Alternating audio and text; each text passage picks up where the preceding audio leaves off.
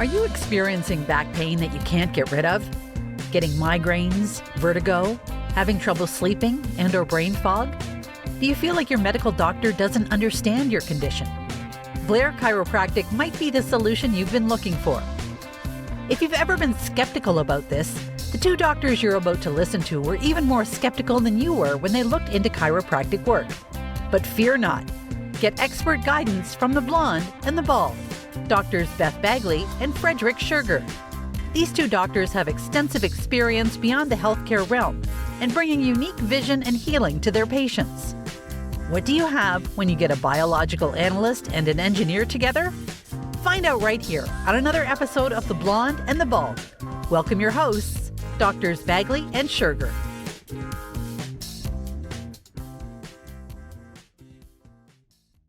Welcome, folks, to The Blonde and the Bald. I'm Dr. Schurger. I'm Dr. Beth Bagley. How you doing, Dr. Schurger? I'm doing excellent.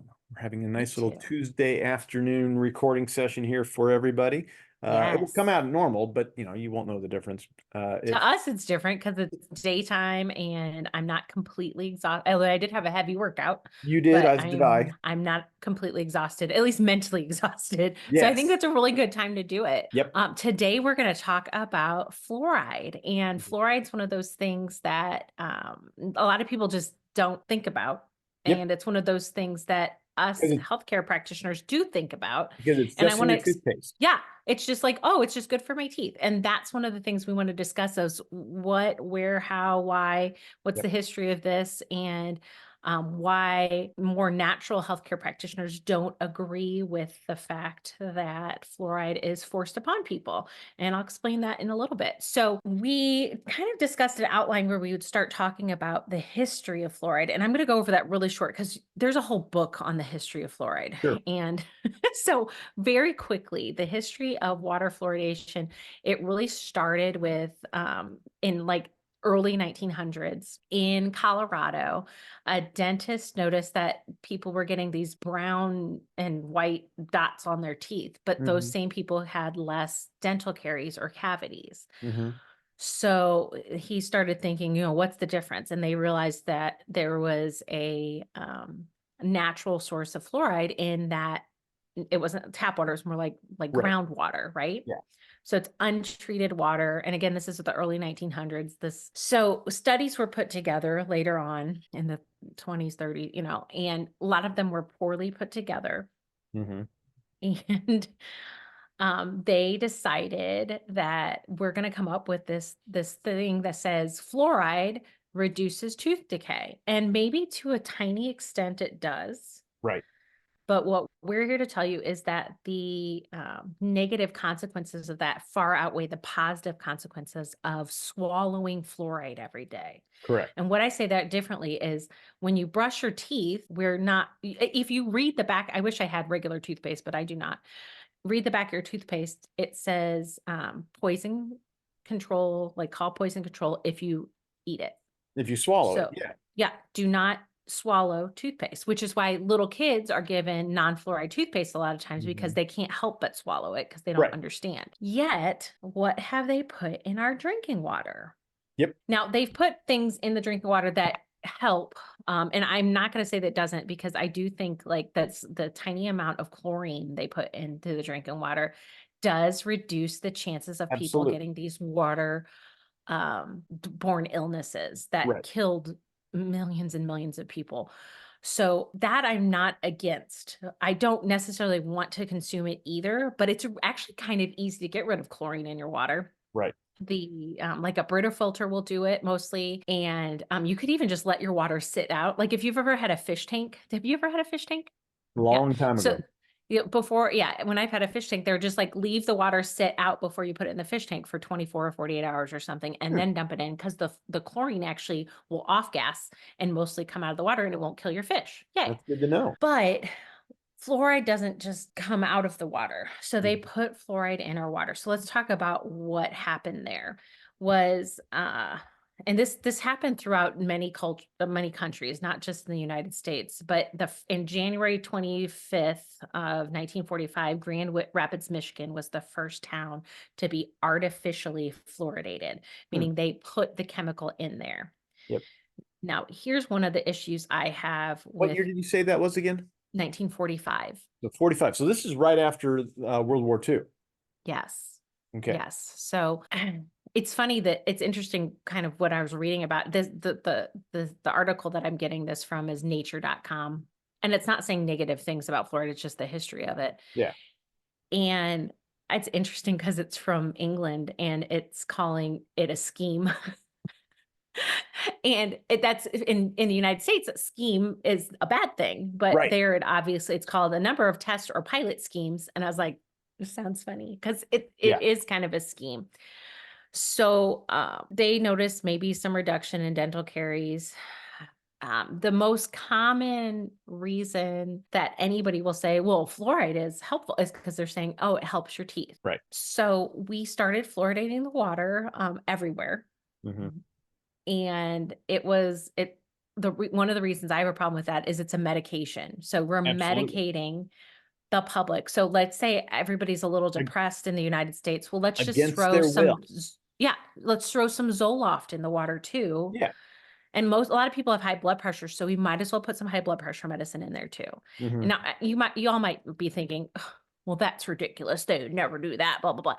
This is like literally a medication that they're putting in the water. It's a chemical that causes changes in the body. Now, if it was just a chemical you're just like putting on your teeth like a toothbrush and you're just doing that and you're spitting it out, at least that's just on your teeth. Right. But this, we're actually swallowing the water. Mm-hmm. And if we're swallowing the water, then it goes into our body. So one of the most common side effects that they see from this that they will agree that actually happens is dental fluorosis. Right. Which is interesting. Which is that brown spots, right? Yeah, white and they can be brown, but typically here, I guess with this type of fluoride, it's white spots. So you'll see on your kids' teeth when they smile, all of a sudden you'll see all these white, like they almost look thick. They're not thick, but they look like little spots. So that's actually too much fluoride that they're getting. Right. Interesting. Which is what was happening in Colorado when that dentist first found it. He's like, hey, there's something going on. There's spotting of the teeth. It's a different fluoride than what they're using to put into into the water supply. But that's just fascinating. Yeah. So safety of fluoride is interesting because they'll say, oh, it's perfectly safe, especially at these low numbers. For who? Like I could take an aspirin and you could take an aspirin and it's going to affect our bodies completely differently. So maybe it's safe for some people, but not safe for others.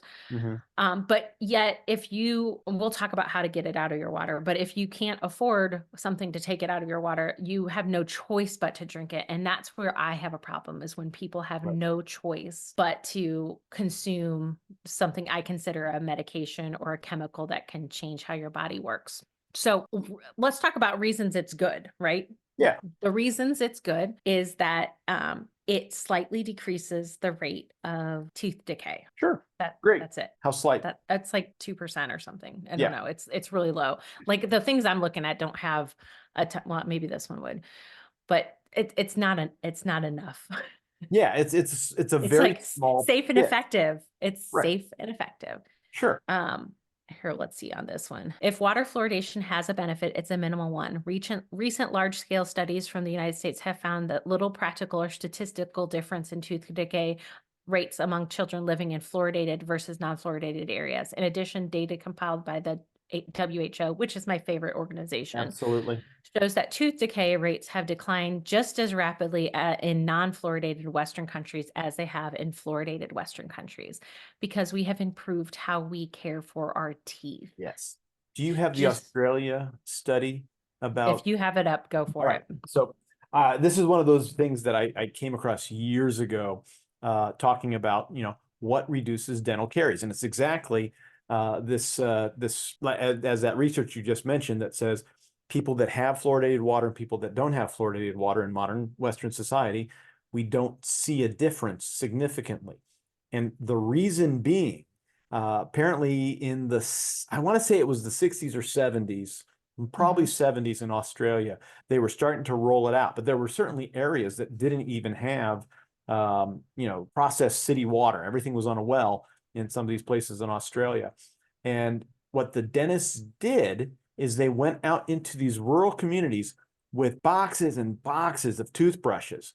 and just got them to start brushing their teeth. Not even, no, so they No ordered toothpaste even. they didn't even have toothpaste. That's the thing, is they could get toothbrushes, but they couldn't get fluoridated toothpaste. So they just had them brushing their teeth regularly, and they still saw a decrease in dental caries, cavities, and everything else. So it begs questions. So the who I don't trust No. as far as I could throw them, they are they actually have the study that I'm looking at, and it's saying like Iceland decreased more at not being non-fluoridated than the United States decreased Right. in dental and being fluoridated. So I think we can say that these studies have been done and fluoridation is not necessary. Yeah.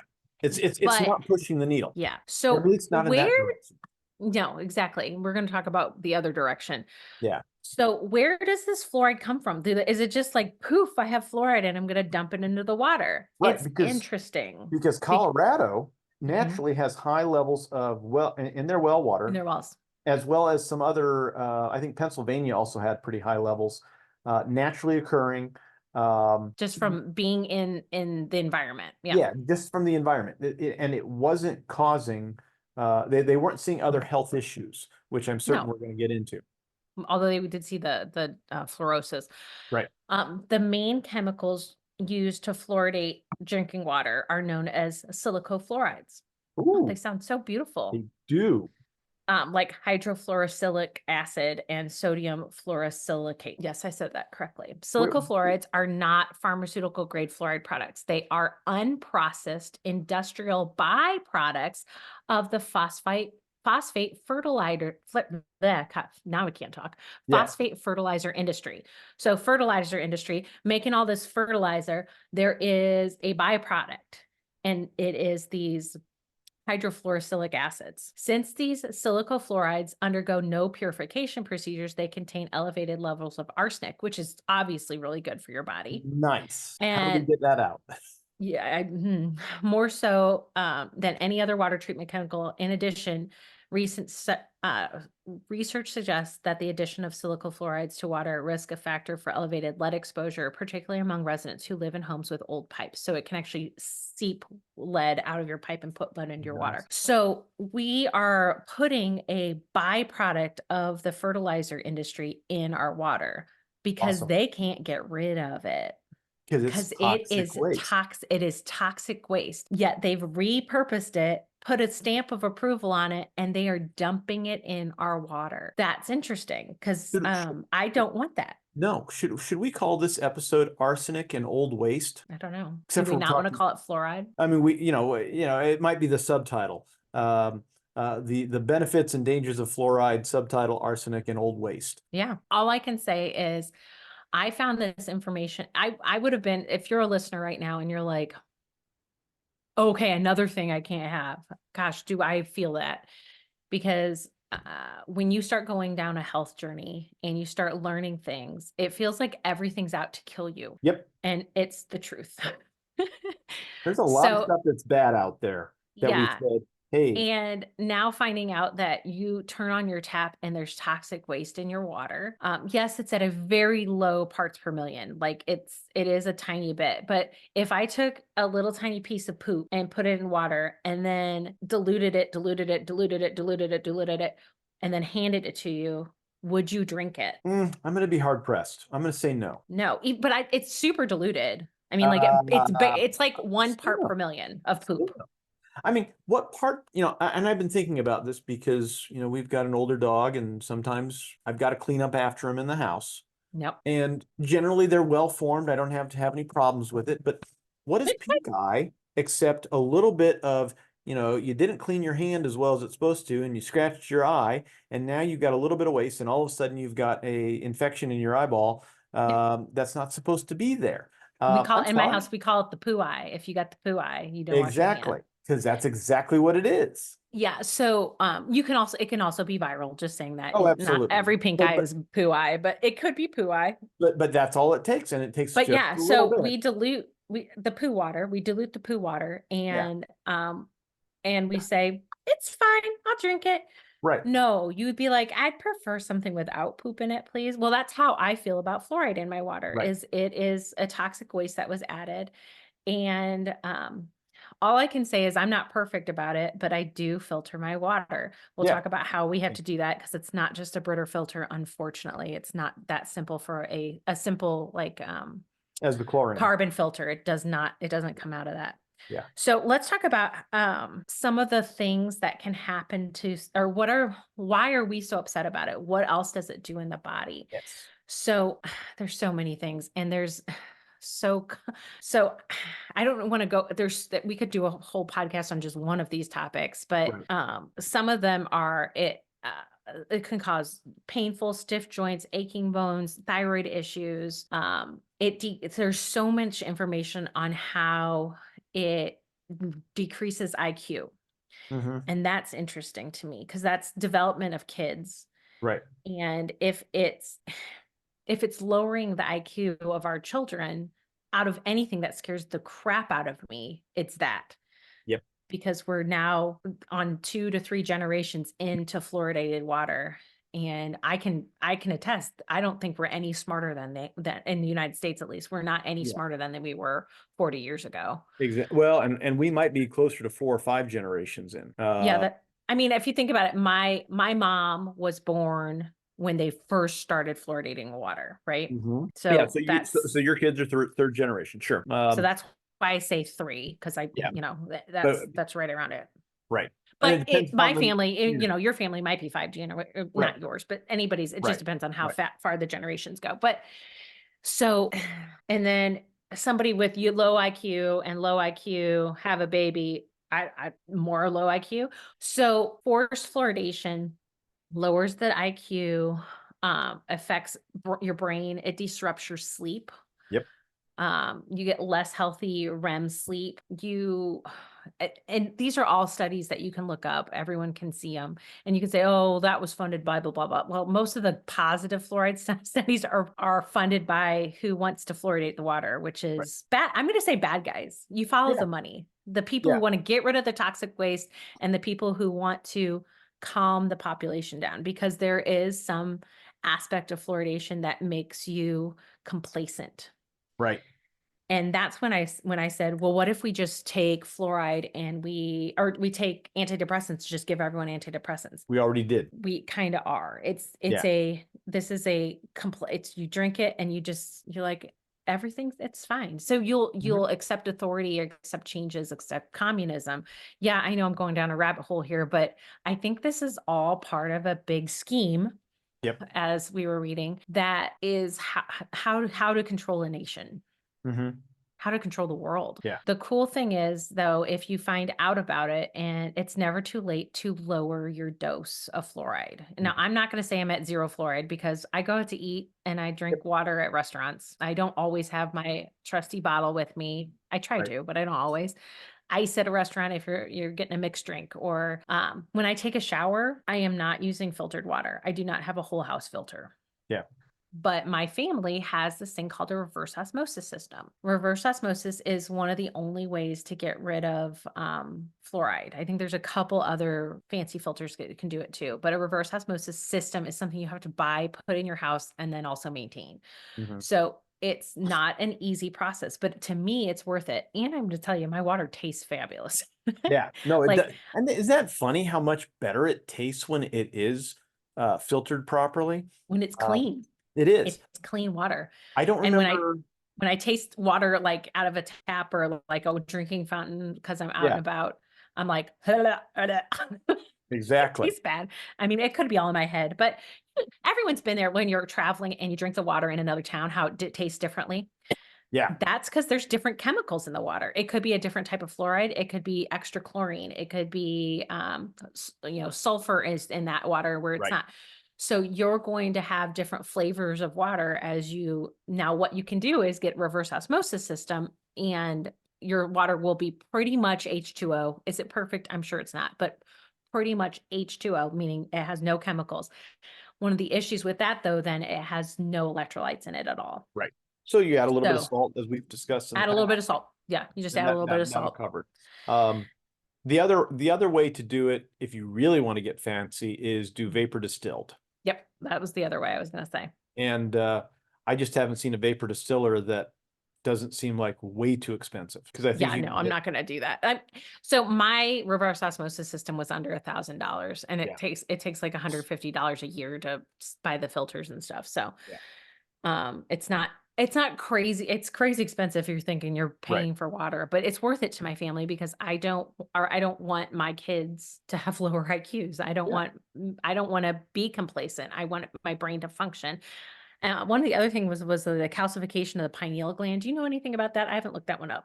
I've seen that, and I've heard of that repeatedly. They say that some of the stuff that I've seen on the pineal gland is that it is connection to sort of higher power, your higher power, your higher source, your desire to believe in something bigger than yourself. Mhm. And that's that's always been a question mark, and I haven't delved down that rabbit hole either. That's just what, one of the big things that I understood about it. But yeah, certainly one of the things we should question, especially in a world where we have decided to move away from religion so rapidly after thousands of years of having it. Yeah. Uh, as I was discussing with somebody else, we might have said, "Oh, we're evolved past that point, that we don't need that. We don't need religion, except we now see in the world we live in that people will grab onto any idea that feels like it's part of their tribe, which Yeah. really looks like a religion in many cases, often to the point of being a cult, and you can't question the authority of the cult. So, any case, Yeah. So I just looked up, different studies indicated that pineal gland calcification was significantly associated with age, sex, low altitudes, low sunlight exposure, which would be not enough vitamin D, yep, ethnicity, light, cell phone use, interesting, and then fluoride intake. So even this is a study that is on a government page and does say fluoride use. So I definitely can. yeah. And that's one of those things is it's just enough at it. I mean, there's probably 12 other disorders and problems that fluoride caused that I'm not going to go over. I'll let you guys look it up, but What did you find on thyroid when you were going through that? that is a good question. Because one of the interesting stories that I had heard regularly on fluoride and thyroid was that fluoride comes in and it mimics Oh, that's right. Yeah. iodine, because fluoride, so chlorine, bromine, fluoride, and iodine are all halides, Hmm. which makes them a very special. What is the word I'm looking for? They're special from a not an anatomical, from a elemental perspective, Hmm. because all of their outer rings in the atoms are completely filled. So they're a very stable element. When they get introduced into the body is looking at this sort of matching connection, where it's actually looking for iodine and iodide. And those two can be swapped out with any other halide if you're consuming a bunch of Yeah. halides. And Hmm. one of the arguments as to why we have thyroid problems is not so much that we don't have enough iodine, which is definitely a problem in the Midwest, especially, but certainly in more than just the Midwest, that sometimes these chlorides, bromines, which is a anti-caking agent they put in flour, because they decided to take iodine. They stopped doing iodized flour, which was an anti-caking agent, for the same reason, because they thought we were having too much iodine, opposed to we started bringing in fluoride into the system, which Yeah. also competes for iodine and iodide. So there's a big problem there, and a big question as to, were we overprescribing iodine? Did we have too much iodine in our flours that we now use bromine, which is also not necessarily better for you? And then as a consequence of that, is that why we have so much thyroid problems in society today? Yeah. So this study that was on thyroid.org, they said these data suggest that people residing in regions with drinking water fluoridation have a higher risk of developing hypothyroidism Exactly. rather than those living where there isn't. So it it raises concerns. Yeah, And I can tell you is I definitely see hypothyroidism in so many of my patients. sure. So, they come in and they are already on the thyroid medications. Now, if you've had your thyroid removed, like because of cancer or something, you You need something. absolutely have to be on thyroid, or you will die. You have Yeah. to be on thyroid medication for the rest of your life. Absolutely. But, how much of this is, and then now my brain's going to, when we take the CBCTs and we're looking at like an x-ray of the neck, we can see calcification of the thyroid so often. Yeah. Does that have to do with water fluoridation? I really don't know. Yeah. Yeah. The other thing, the other story that a colleague of ours, Dr. Jason Zablotny, our good friend, his dad's what was he? His dad is a pharmacist, local pharmacy in the town that they grew up in. And Jason told me the story that his dad related, that they had been fluoride, free as far as the water up until a certain point in time. As soon as they made the switch to put fluoride in the water in that community, they went ahead and he started filling many, many, many more scripts for hypothyroid. There you go. I mean, So, all of these are like these. Is that tell us for sure? No, that's oh, not a study. It's not double blind, placebo controlled, but my gosh, it makes sense to me. it makes you ask the questions, and nobody else is asking the question. And if if no one is asking the question to say, hey, what about this? I see this. We're not, we don't, we come out with expert ideas. And certainly when it comes to putting your head on straight, we are the experts through and through. And then patients ask us about these questions, and the podcast is a great place for us to say, hey, go listen to this episode if you have questions about that. So Yeah. these are things that we dive into regularly and people ask us questions about, so that way we can, share it here in this spot, so we can really focus on getting your head on straight. But if the experts in these fields aren't asking these questions, then somebody needs to. Because again, if you can't question the experts, are you really dealing with science? Because that's what No, science is. because what is it on the other side? It's a cult. It's not Exactly. science. If you can't question it, it is cult mentality. Yeah. And that's what we dealt with in the last 4 years with the COVID debacle. Yes. Is you ask the question, that means you're a communist or you're a You're grandma killer. you're a denier, and you're like, I thought just wanna- science was about asking questions. And yeah, 100%. So now we come to putting fluoride directly on your teeth. And Yes. fluoride toothpaste. And our family does not use fluoridated toothpaste because I do still think it's toxic. Yep. But I do use toothpaste. And there's different types out there that are natural toothpaste or unfluoridated toothpaste. And I've gone through lots through the years. Ever since I found this out, I was in chiropractic school when I started doing research on this, and it exploded in my brain, like lots of things have over the years. And so I first started off just using the Tom's toothpaste, which it was a very common toothpaste back then. And it doesn't really have anything in it except like some xylitol, which is good for teeth, but it I don't know. It wasn't that Tom's great. had It was baking soda. When Tom's came out, it had baking soda, and that was, in fact, prior to toothpaste having fluoride in it. The ingredient they put in there to sort of help buffer your teeth was all about, it was all an electron donor, which is what they're saying that does. Baking soda does that just as well and always has. But how much is a toothpaste bottle today compared to a large bag of baking soda, right? Oh yeah, absolutely. And It's at tenets. Costco, I get this big old thing of, I always get a big old thing because I use it in my laundry. Yeah, So exactly. yeah, you can get it super cheap. Yeah, it's $12, $13 for the big 10-pound bag. It's basically a nice little kettlebell bag. I'm just saying. Yeah, absolutely. That's not a bad idea. What are you So using now? we're currently using a toothpaste brand called Boca, Boca or Ka. Sure. I'm gonna look it up. Yeah. And they actually started selling it at Target, but it was just online when I first bought it. Sure. And it's got something called nanohydroxyapatite Exactly. in it. And I first started reading about that just a few years ago, maybe 4 or 5 years ago. And they've been using that chemical in Japan for many, many years.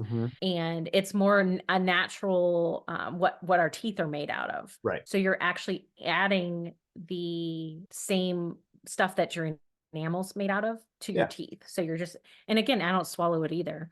Yeah. But what they tell you to do is you brush your teeth with it and Yeah. then spit, but then don't rinse your mouth out because you want to keep it on your teeth for a long, Right. for it to sit. And so that's what we do in our family. And I don't see a big difference between, like how many cavities we got before and after. Like Right. but all I know is I feel good about putting it on my teeth. I don't feel like I'm putting something in my mouth that's going to kill me. Right. Because I have read enough studies that show that that's a perfectly inert substance that won't hurt you, even if you Right. did swallow it. Right. And I've been using a hydroxyapatite material called, it's basically a powder from a online guy called Van Man. Sounds legit. He does. Well, he's got his little van down by the ocean.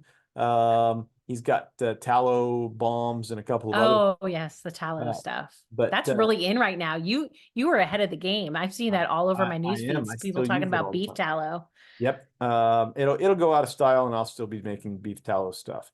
But no, he's got a great little a great powder. You know what they don't complain about when you're getting on an airplane? Bag of powder. They're looking for liquids, not powder, and certainly not hydroxyapatite, which is They're looking for some powder. well, they're looking for some powders, but I'm pretty sure the minty powder. The drug dogs will come like, what's in that bag? Exactly. Now, the only downside to using a tooth powder, obviously you need a wet toothbrush.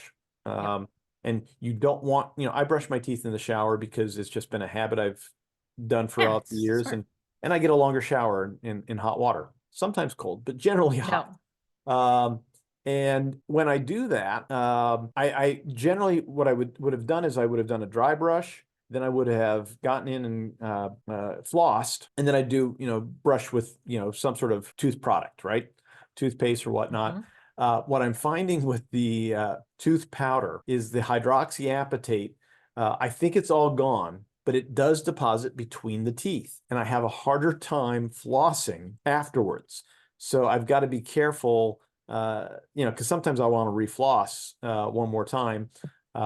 And sure enough, if I've just brushed my teeth with that, I'll be stuck, and I'm like, all right, come on. And I'm using one of those floss picks, so it's, I can't just pull it through. I have to pull it back out between the teeth.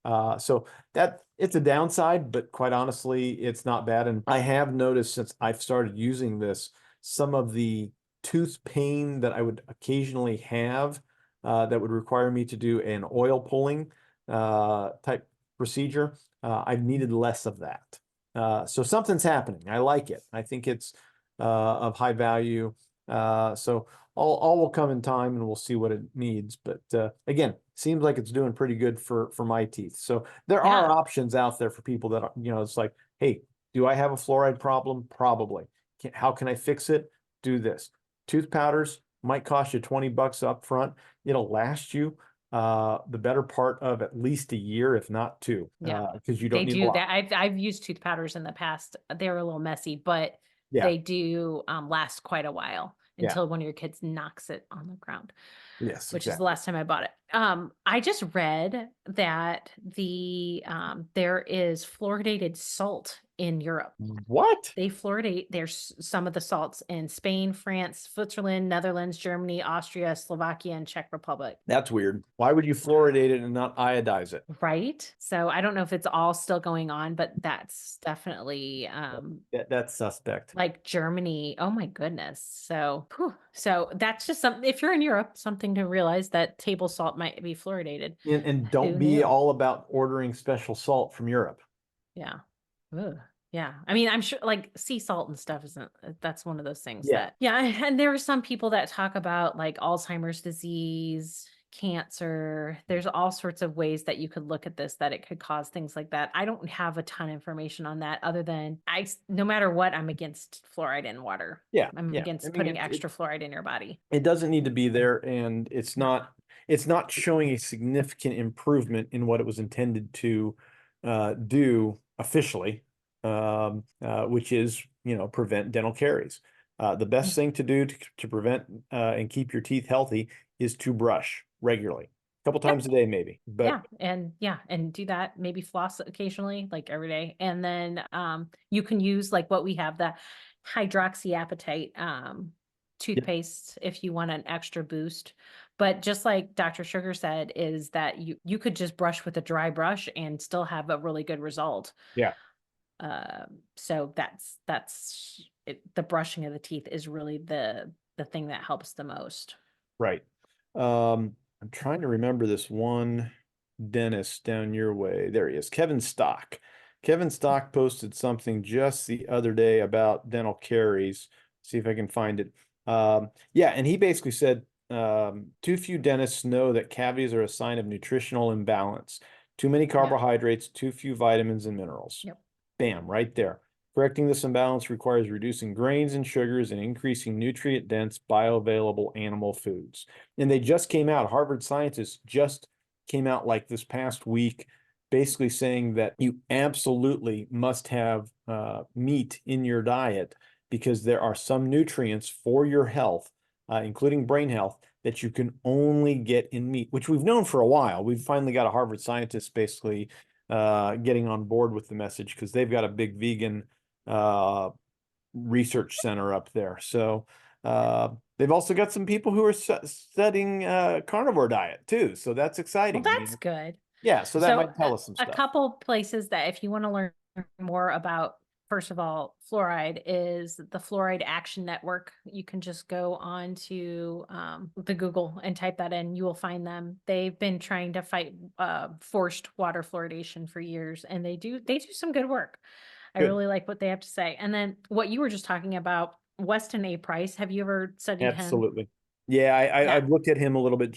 My wife Jean's looked at him more, but yeah. Yeah. So if you go to the Weston A. Price Foundation, you can learn about him and his work. But he was a dentist, and he found out that there were less people with less cavities and straighter teeth Yes. when they ate a diet that was consistent with like how more of a traditional diet Yeah. of their people. Like if you were in Africa, you would eat what you could grow in the ground and kill. Yeah, and And hunt. you would eat Yeah. that, and these people would have beautiful teeth.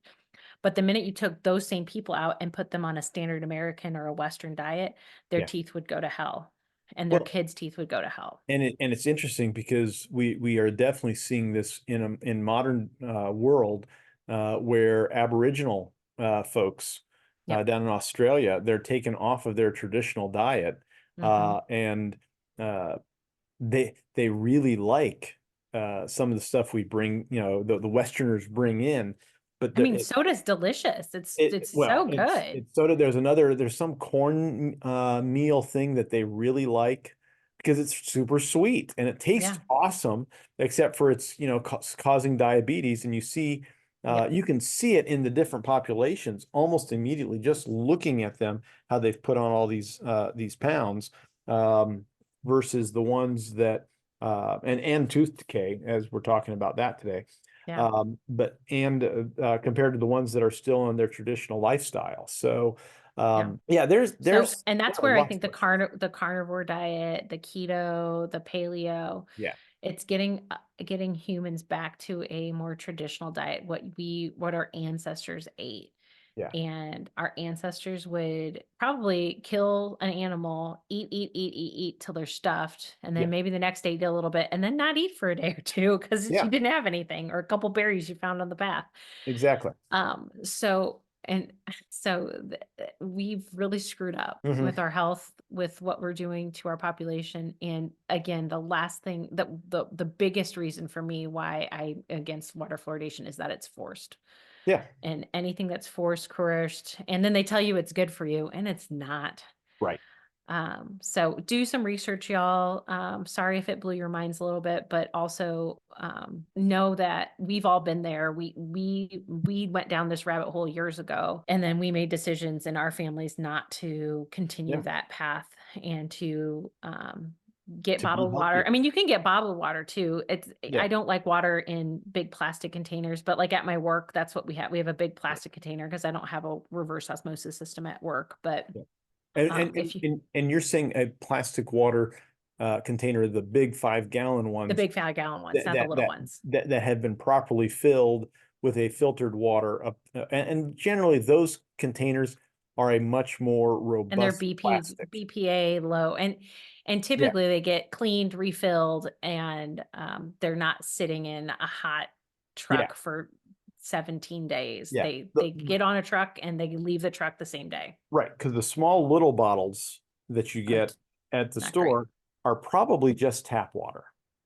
I mean, even if they're not, they've been sitting in plastic for, Yeah. 14 months. I And mean, if you're parched and that's all you've got access to, oh, absolutely. you Like need it's better than nothing. Like right. I'm not gonna go in the desert and not drink a bottle of water because it's in a plastic bottle. Exactly, exactly.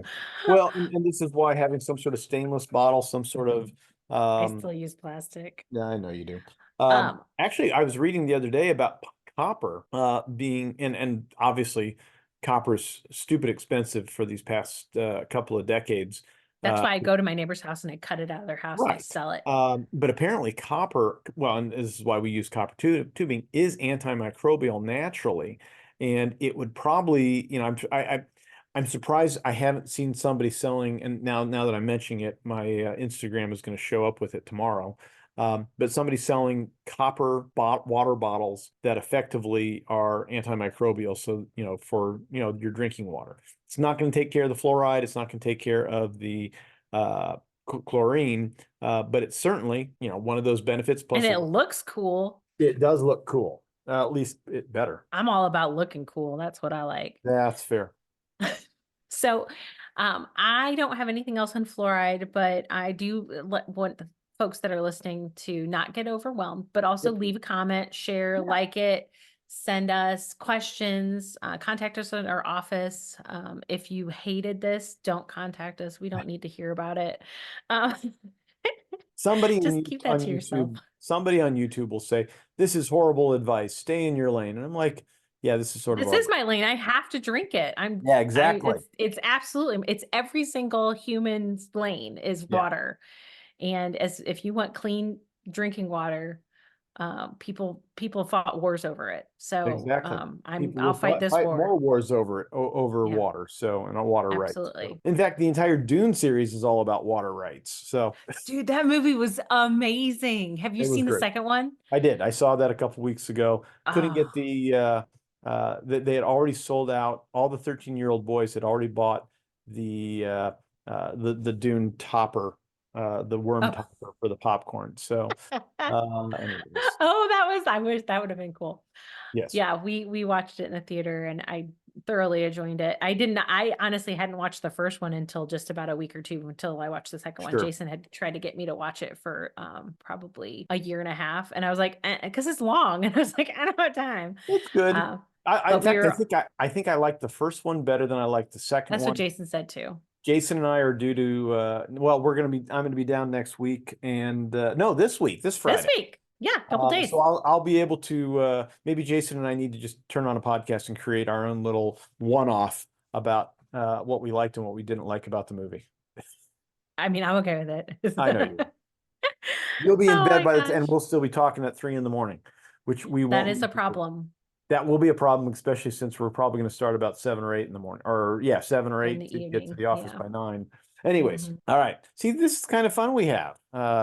Join us more often. Kind of fun. Yeah, please come listen. We're going to be talking in the next few episodes about statins, about things like radiculopathy, which is like numbness down an arm or into the leg pain. Yep. And we've got lots of other fun topics. If you have a topic that you want to hear about, shoot us an email or leave us a comment, and we will think about it. Absolutely. All right, folks. Find me at KeystoneChiroSPI.com, all Keystone Chiropractic in Springfield, Illinois. I'm at Precision Chiropractic in St. Louis, Missouri. You can find me at precisionchirostl.com. And we've got all the links down in the show notes here. Dr. Bagley is going to send me the links that she was looking at from the Nature article at the very least, and a couple of others. And then that way we'll have all the good stuff. All righty, folks. Thanks for listening, and we'll see you soon. Bye-bye.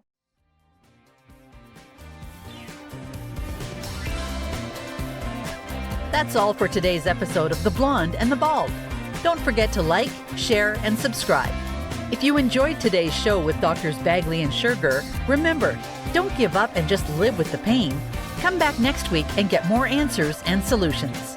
Visit our websites at KeystoneChiroSPI.com and PrecisionChiropracticSTL.com for more info, and catch all the episodes of The Blonde and the Bald.